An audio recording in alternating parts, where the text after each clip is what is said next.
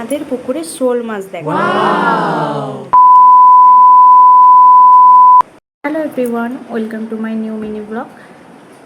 এটা ছিল কালকের ভিডিও। কালকে বাজার থেকে এসেছিল বাউল মাছ। তো বাউল মাছ কেটে এখানে ফ্রেশ করে ধুয়ে রেখেছি।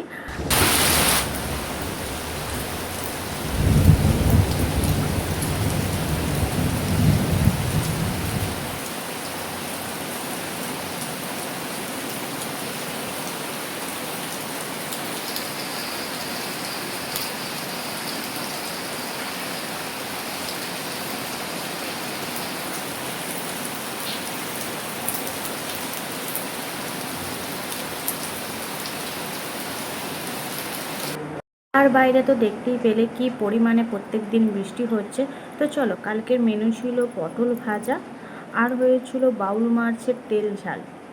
দেখো, বাউল মাছের তেল ঝাল তো দেখতেই পেলে। দাঁড়াও, মাছগুলোকে তুলে দেখাচ্ছি।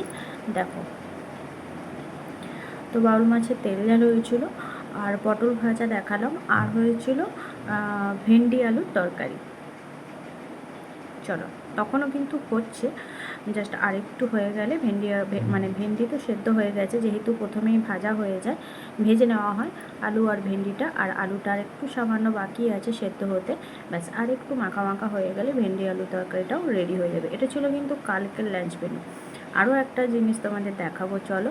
মামাঘরের পুকুর থেকে দেখো, মামা শ্বশুরের ঘরের পুকুরে শোল মাছ উঠেছিল। তো বাড়িতে দিয়ে গেছিলো। তো আমি তো খাই না, আমার বাড়িতে কেউই খায় না। তো এই গেল শোল মাছের গল্প।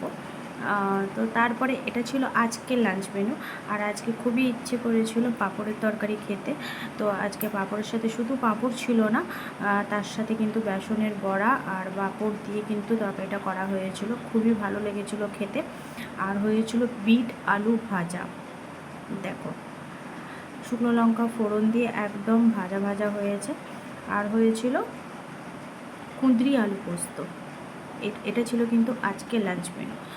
তো চলো, ভিডিওটা এই পর্যন্ত। তোমাদের আজকের ভিডিওটা কেমন লাগলো অবশ্যই জানিও।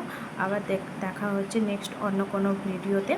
তো তোমরা ভালো থেকো, সুস্থ থেকো। এখনকার মতো জানাই সবাইকে টাটা।